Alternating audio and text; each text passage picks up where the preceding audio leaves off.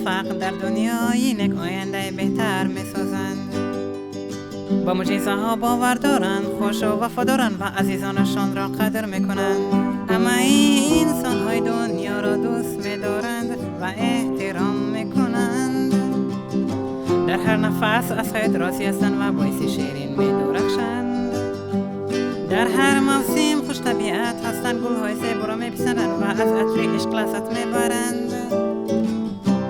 آرزومندیم که موفق باشند.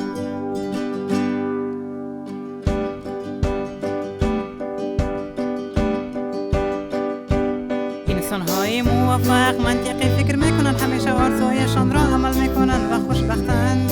در منظره‌های خوش با محبت تبسم میکنند و خاطره‌های درخشان دارند. خوشدل هستند، خوشدل هستند. همه انسان‌های دنیا را دوست می‌دارند و احترام می‌کنند. در هر نفس از خیر راضی هستند و باعث شیرین می‌درخشند. در هر موسم خوش طبیعت هستند، گل‌های زیبا را می‌پسندند و از عطر عشق لذت می‌برند. آرزومندیم که موفق باشند. آرزومندیم که موفق باشند. آرزومندیم که موفق باشند. آرزومندیم که موفق باشند. آرزومندیم که موفق باشند. آرزومندیم که موفق باشند. آرزومندیم که موفق باشند. بخشنده و باناموس وطن دوست حق هستند. آزاد و خوش ادب و با انصاف و پاک هستند.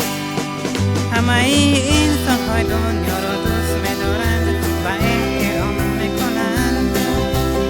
در هر نفس از خیر راضی هستند و باعث شیرین می‌درخشند. در هر موسم خوش طبیعت هستند، گل‌های زیبا را می‌پسندند و از عطر عشق لذت می‌برند. آرزومندیم که موفق باشند. آرزومندیم که موفق باشند. آرزومندیم که موفق باشند.